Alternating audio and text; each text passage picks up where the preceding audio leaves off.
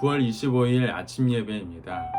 이 시간 우리와 교제하시고 또 그 영원한 삶 가운데 우리를 초대하신 그 하나님께 감사하면서 이 시간 우리 함께 찬양하고 주님의 이름을 자랑했으면 좋겠습니다.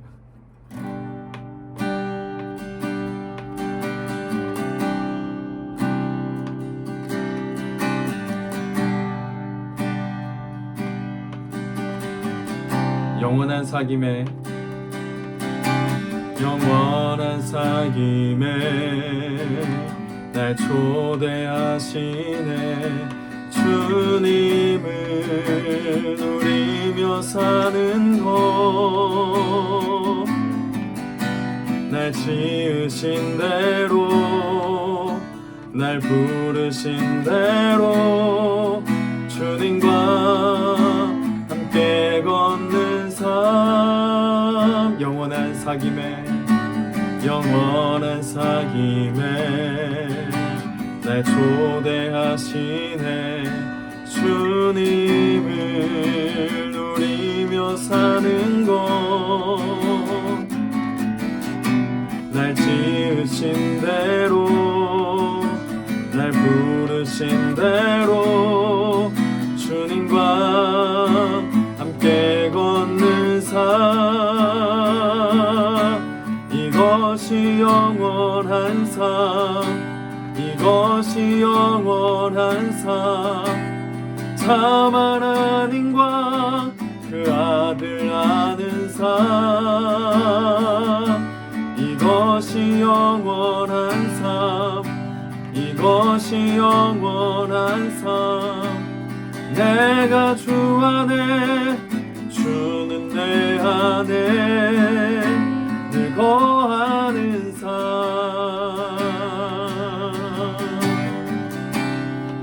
오 주님, 영원한 사귐에 날 초대하시네. 영원한 사귐에 날 초대하시네. 주님을 누리며 사는 것,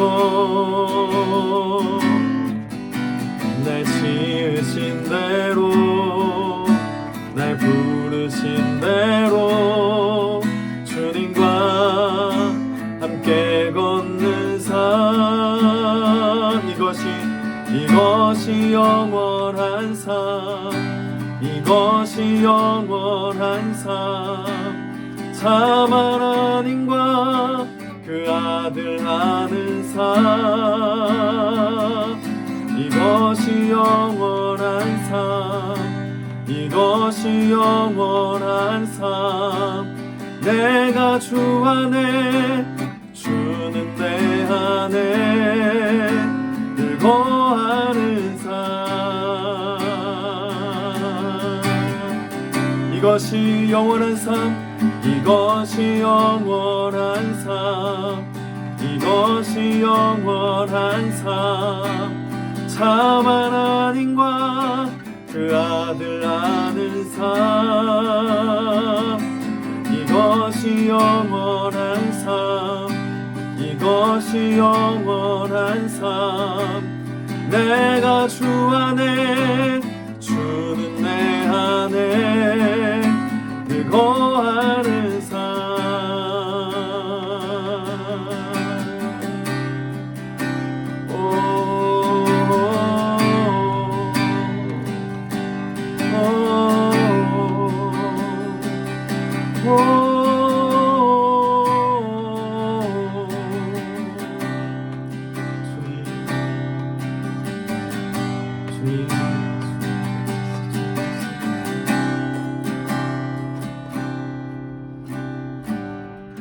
사랑해 주님 감사합니다. 하나님 이 아침에 우리를 깨워주시고 오늘도 말씀 안에 살아갈 수 있는 능력과 지혜를 허락하여 주신 은혜 참으로 감사합니다. 하나님 이 시간 그 영원한 사귐 가운데 우리를 초대하신 그 은혜 가운데 온전히 누리며 나아가는 오늘 하루가 되게 하여 주옵소서. 이 시간 주님의 말씀을 듣기를 원합니다. 하나님 우리에게 말씀하여 주시고 우리를 가르쳐 주시옵소서. 함께 하실 줄 믿사오니 예수님의 이름으로 기도드렸습니다. 아멘. 오늘 이 시간 우리가 함께 은혜를 나누고자 할 말씀은 마가복음 1장 1절에서 20절 말씀입니다. 하나님의 아들 예수 그리스도의 복음의 시작이라. 선지자 이사야의 글에 보라 내가 내 사자를 네 앞에 보내노니 그가 네 길을 준비하리라. 광야에 외치는 자의 소리가 있어 이르되 너희는 주의 길을 준비하라. 그의 오실 길을 곧게 하라. 기록된 것과 같이 세례 요한이 광야에 이르러 죄의 사함을 받게 하는 회개의 세례를 전파하니 온 유대 지방과 예루살렘 사람이 다 나아가 자기 죄를 자복하고 요단강에서 그에게 세례를 받더라. 요한은 낙타 털옷을 입고 허리에 가죽띠를 띠고 메뚜기와 석청을 먹더라. 그가 전파하여 이르되 나보다 능력 많으신 이가 내 뒤에 오시나니 나는 굽혀 그의 신발끈을 풀기도 감당하지 못하겠노라. 나는 너희에게 물로 세례를 베풀거니와 그는 너희에게 성령으로 세례를 베푸시리라. 그때 예수께서 갈릴리 나사렛으로부터 와서 요단강에서 요한에게 세례를 받으시고 곧 물에서 올라오실새 하늘이 갈라짐과 성령이 비둘기같이 자기에게 내려오심을 보시더니 하늘로부터 소리가 나기를 너는 내 사랑하는 아들이라 내가 너를 기뻐하노라 하시니라. 성령이 곧 예수를 광야로 몰아내신지라. 광야에서 40일을 계시면서 사단에게 시험을 받으시며 들짐승과 함께 계시니 천사들이 수종들더라. 요한이 잡히신 후 예수께서 갈릴리에 오셔서 하나님의 복음을 전파하여 이르시되 때가 찼고 하나님의 나라가 가까웠으니 회개하고 복음을 믿으라 하시더라. 갈릴리 해변으로 지나가시다가 시몬과 그 형제 안드레가 바다에 금을 던지는 것을 보시니 그들은 어부라. 예수께서 이르시되 나를 따라오라. 내가 너희로 사람을 낚는 어부가 되게 하리라 하시니 곧 그물을 버려두고 따르니라. 조금 더 가시다가 세베대의 아들 야고보와 그 형제 요한을 보시니 그들도 배에 있어 그물을 깁는데 곧 부르시니 그 아버지 세베대의 품꾼들과 함께 배를 버려두고 예수를 따라가니라. 아멘. 복음은 인간이 무엇을 하는 것이 아니라 그리스도께서 무엇을 하시는 이야기입니다. 마가복음 1장 1절은 이 책의 주제문과도 같습니다. 이 책의 저자인 마가는 예수님은 하나님의 아들이며 그리스도다라는 선언을 합니다. 그리스도는 히브리어로 메시아와 같은 의미로 기름 부음 받은 자라는 의미입니다. 마가가 이 책을 쓸 당시에 이 선언은 죽음을 각오하지 않고서는 절대 말할 수 없는 선언이었습니다.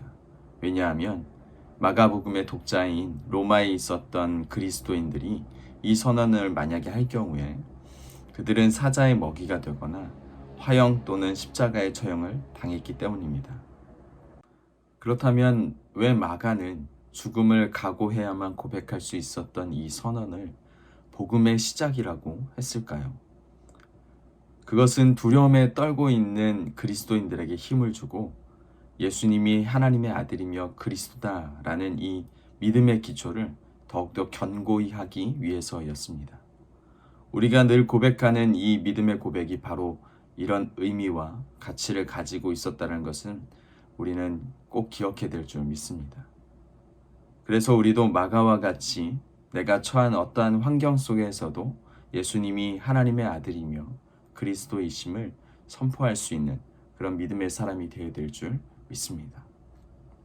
마가는 말라기 3장 1절의 말씀과 이사야 40장 3절의 말씀을 인용하여서 세례 요한이 바로 주님께서 보내신 사자요 하나님의 아들 예수 그리스도의 길을 예비하는 자임을 분명히 밝힙니다. 세례 요한에게 있어서 주의 길을 준비하고 그의 길을 곧게 하는 것은 광야에서 회개의 세례를 전파하는 것이었습니다. 마가는 온 유대 지방과 예루살렘 사람들이 다 광야로 나아가서 회개의 세례를 받았다라고 말합니다. 이렇게 많은 사람들이 광야에까지 가서 회개의 세례를 받았던 이유는 무엇일까? 유대인들에게는 말라기 선지자 이후에 수백 년 동안 하나님의 선지자의 메시지를 듣지 못했습니다. 그런 상황에서 그들이 세례 요한의 사역을 보았을 때 아마 그들은 흥분해서 그것으로 달려갔을 것입니다. 또한 그의 삶과 메시지는 그 당시 종교 지도자들이었던 제사장들과는 너무나도 달랐습니다. 그렇기에 그들이 세례 요한의 메시지에 매료가 되는 것은 당연한 일이었는지도 모르겠습니다. 세례 요한은 제사장의 아들로서 부유한 자로 살 수 있었지만 그 권리를 포기했습니다. 대신 광야에서 가난한 사람들이 입는 낙타토롯을 입고 허리에는 가죽대를 띠고 메뚜기와 석청을 먹는 그런 청빈한 삶을 선택했습니다. 많은 사람은 이러한 세례 요한의 삶과 메시지를 보면서 많은 능력이 많은 자로 여겼으며 그가 혹시 그리스도는 아닌가라는 생각을 하기도 했습니다. 세례 요한은 사람들의 이런 그릇된 생각을 불식시키기 위해서 예수님을 자신보다 능력이 많은 이시며 자신은 예수님의 종이다라는 것을 분명하게 밝힙니다. 또한 자신은 물로 세례를 베풀었지만 예수님은 성령으로 세례를 베풀어 주실 것을 말함으로써 예수님이 그리스도이심을 분명히 말합니다. 세례 요한 앞에서 예수님은 세례를 받습니다. 여기서 우리가 질문해 볼 것은 세례라는 것은 죄사함의 징표인데 왜 죄가 없으신 예수님이 세례를 받아야만 했는가라는 것이죠. 이것은 예수님이 인간을 대표하기 때문입니다. 원래는 인간이 다 세례를 받아야 되는데 예수님이 인간을 대표하기에 세례를 받으신 것이죠. 구약의 이스라엘은 실패했지만 예수님은 그 이스라엘을 대표해서 구원을 받을 하나님의 자녀들을 대표해서 세례를 받는 것입니다. 그리고 곧바로 시험을 받으시러 광야로 가십니다. 광야에서 40일 동안 금식하셨다라는 이 장면을 보면서 우리는 이스라엘의 40년 광야 생활을 떠올리게 됩니다. 광야에서 40년 동안 훈련받았던 이스라엘은 결국 가나안 정복과 가나안 생활을 하나님께서 원하시는 그 꿈대로 이루어내지 못합니다. 하지만 예수님은 어떻습니까? 예수님은 승리하십니다. 보이지 않는 하나님의 형상이신 예수님을 따라 우리가 온전히 살아갈 때에 우리는 결국 승리를 맛보게 될 것입니다. 그리고 예수님의 공생애는 제자를 부르심으로 시작이 됩니다. 예수님은 갈릴리 해변을 거니시다가 어부 시몬과 그의 형제 안드레, 세베대 아들 야고보와 그 형제 요한을 제자로 부르십니다. 예수께서 그들을 부르신 목적은 사람을 낚는 어부가 되게 하기 위함이었습니다. 이 부르심의 제자들은 곧 그물을 버려두고 예수님을 따랐다라고 말씀은 기록합니다.